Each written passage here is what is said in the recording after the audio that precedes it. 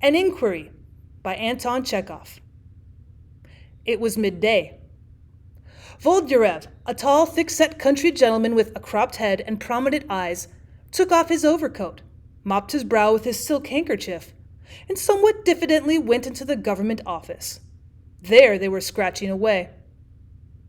"Where can I make an inquiry here?" he said, addressing a porter who was bringing a trayful of glasses from the furthest recesses of the office.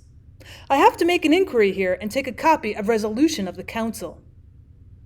"Well, that way, please, to that one sitting near the window," said the porter, indicating with the tray the furthest window. Voldyrev coughed and went towards the window. Well, there at a green table spotted like typhus was sitting a young man with his hair standing up in 4 tufts on his head, with a long pimply nose and a long faded uniform. He was writing, thrusting his long nose into the papers. A fly was walking about near his right nostril, and he was continually stretching out his lower lip and blowing under his nose, which gave his face an extremely careworn expression. "May I make an inquiry about my case here, of you? My name is Voldyrev, and, by the way, I have to take a copy of the resolution of the council of the 2nd of March. The clerk dipped his pen in the ink and looked to see if he had got too much on it. Having satisfied himself that the pen would not make a blot, he began scribbling away. His lip was thrust out, but it was no longer necessary to blow.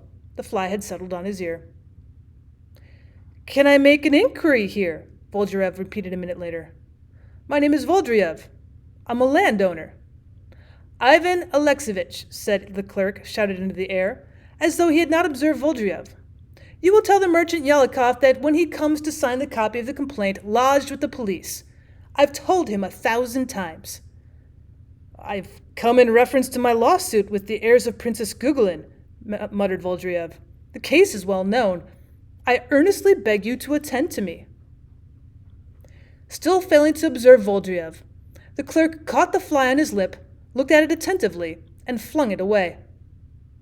The country gentleman coughed and blew his nose loudly on his checked pocket handkerchief.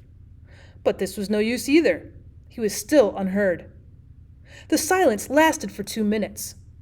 Voldyrev took a ruble note from his pocket and laid it on an open book before the clerk. The clerk wrinkled up his forehead, drew the book towards him with an anxious air, and closed it. "A little inquiry. I only want to find out on what grounds the heirs of Princess Gugulin. May I trouble you?" The clerk, absorbed in his own thoughts, got up and, scratching his elbow, went to a cupboard for something. Returning a minute later to his table, he became absorbed in the book again. Another ruble note was lying upon it. "I will trouble you for 1 minute only. I have only to make an inquiry." The clerk did not hear. He had begun copying something. Voldyrev frowned and looked hopelessly at the whole scribbling brotherhood. "They write," he thought, sighing. "They write. The devil take them entirely." He walked away from the table and stopped in the middle of the room, his hands hanging hopelessly at his sides. The porter, passing again with glasses, probably noticed the helpless expression of his face, for he went up close to him and asked him in a low voice, "Well, have you inquired?" "Well, I've inquired, but he won't speak to me." "You give him 3 rubles, whispered the porter. "Well, I've given him 2 already." "Give him another." Voldyrev went back to the table and laid a green note on the open book.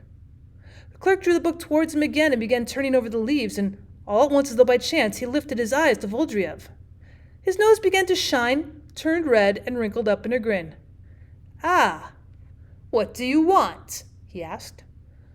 "I want to make an inquiry in reference to my case. My name is Voldyrev." "With pleasure. The Gugulin case, isn't it? Very good.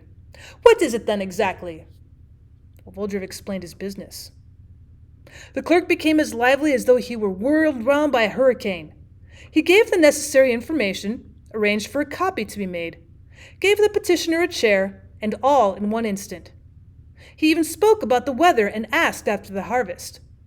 And when Voldyrev went away, he accompanied him downstairs, smiling affably and respectfully, and looking as though he were ready any minute to fall on his face before the gentleman. Voldyrev for some reason felt uncomfortable, and in obedience to some inward impulse, he took a ruble out of his pocket and gave it to the clerk. And the latter kept bowing and smiling and took the ruble like a conjurer, so that it seemed to flash through the air. Well, what people, thought the country gentleman as he went out into the street, and he stopped and mopped his brow with his handkerchief.